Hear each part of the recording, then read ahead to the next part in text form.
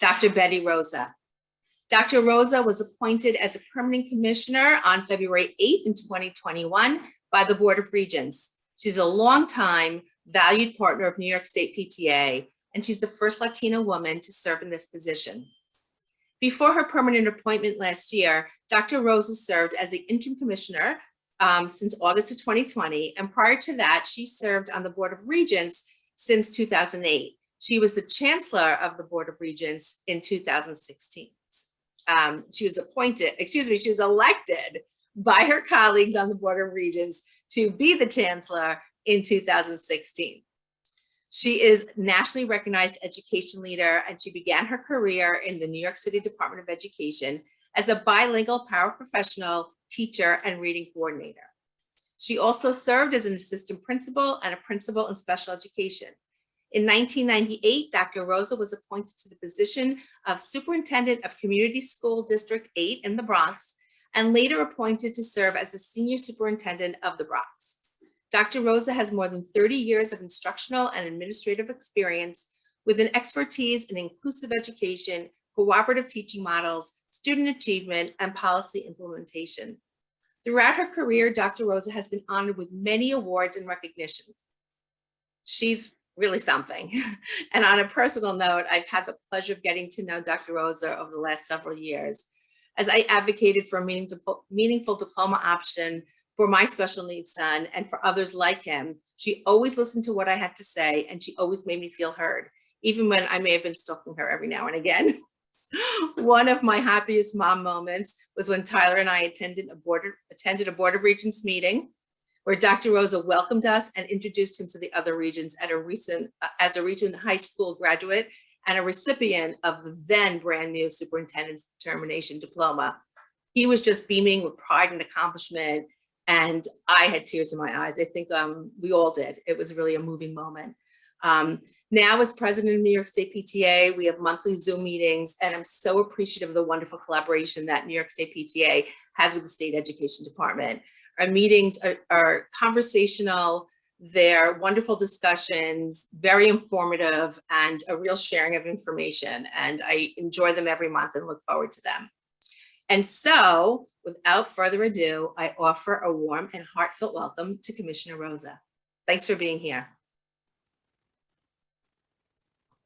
Thank you, Dana, and thank you, Kyle, and thank you to the Team A. That is so exciting. And again, congratulations for your happy 100th day.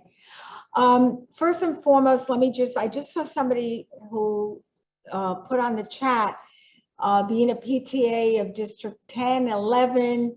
It's so exciting to know that, that individuals are so committed to this work, and you're committed to this work obviously because of your passion and caring about our students.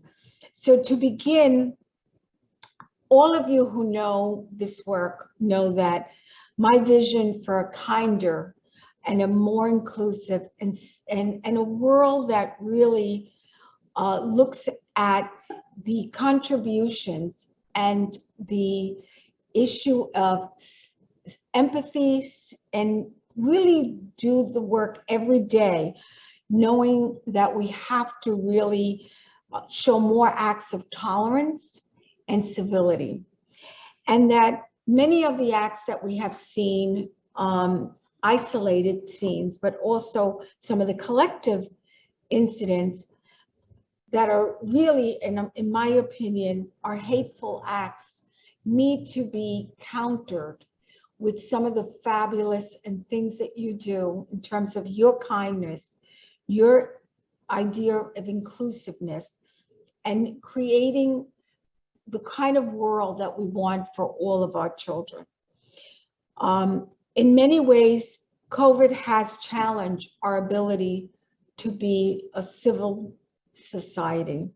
And we must agree that we must continue to be models, role models for our amazing young people as they move forward in their development. My vision is for a world where we can learn from one another, where our differences bring bring us closer together, and where our common sense of purpose drives the agenda. It's a vision of empathy, sympathy, caring, and respect. And it's within our reach if we all put our sense of commitment to doing this good work. But to get there, we all need to make sure that we truly, in our heart of hearts, have the belief systems in us to know that all means all. I know that as we advance what I call the pillars of this amazing work are very much a part of our fabric. The pillars that we really want to be inclusive, the pillar that we want to create a commitment to diversity, to equity, and to inclusiveness. A pillar that, you know, I truly want this department to create a support system for all of your amazing work, and that we do that through partnership, and that we do that because we all believe that collectively all of our work together is a priority. The regions and the department have, as you know, have advanced the issue of this shift, the shift to equity and the shift to making sure that we are service-oriented and that our support system supports your amazing work as parents and support the work of our community. To achieve these priorities, we know we have to invest in education, and we know that our legislators work tirelessly to ensure that those investments are going to our children, our schools, our districts, and our community. Economic recovery for all of our students is essential. We know that our students have gone through, in many situations, through isolation, trauma, and mental health has to be a major component of the academic support systems. We must deliver the kind of instruction that engages our students and reconnects them to the amazing work that we are committed to. So for us, we have two major concerns. As you know, we oppose the transferring of the administration of over 1 billion, exactly 1.3 billion federal program, our child nutrition program, to the Department of Agriculture and Markets. Now, while I always like to create a win-win, we do believe in the program of the Farm to School program, which is approximately about 50 schools that are part of this program. We believe in nutrition. We believe that we have to work cross-agency and with a cross-purpose in mind. But we have to do this in a way that we engage and we support each other and we take the very, very best from all of our agencies. And so while the department supports the idea of continuing to work with ag and markets in terms of nutrition, we do not believe that the transfer of the administration of this program is going to be helpful, but rather in many ways disruptive. The second, of course, is the idea of looking at the issue of the OP, which is our Office of Professions. And that transfer, we too believe, will create the kinds of disruptions in our system. We truly believe that the Department of Health has its role, and we've continued to work with the current commissioner, and we too have our role in terms of quality. So for us, it's a matter of knowing that our cross-agency work has to continue.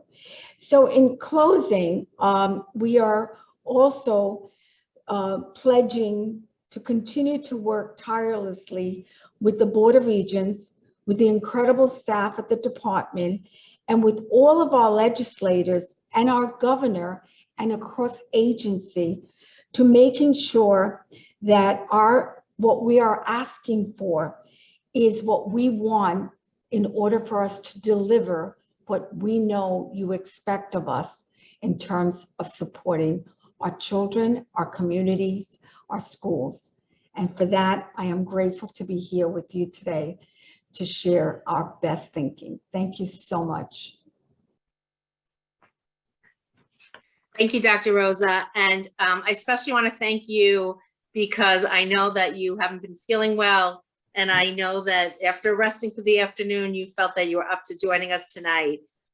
We just appreciate your commitment, and we want you to get more rest. So go home, go to sleep and feel better. And again, thank you for joining us and for really always being one of the first to volunteer to join us whenever we have an event. That means a lot. And so thank you for being here. And we'll hope to see you soon in person. Okay, well, and my other comment is to the A team, just keep doing your A work and move it to A+, okay? I mean, A is great, but I want that A+. Love it. And on the 100th day, they get a score of 100. Hey. There you go. All right. Well, thank you for the opportunity. As always, it's always a pleasure. And I continue to absolutely appreciate the relationship. Thank you. And you're getting a lot of thank yous in the chat box. So I know that all of our members who've joined in tonight, they really appreciate that you're here. So thank you again. We'll see you soon, and go home and put your pajamas on and go to bed. Okay, thanks. All right. Good night, Dr. Rosa. Good night. Enjoy your time together. Bye-bye. Thank you. Thank you so much.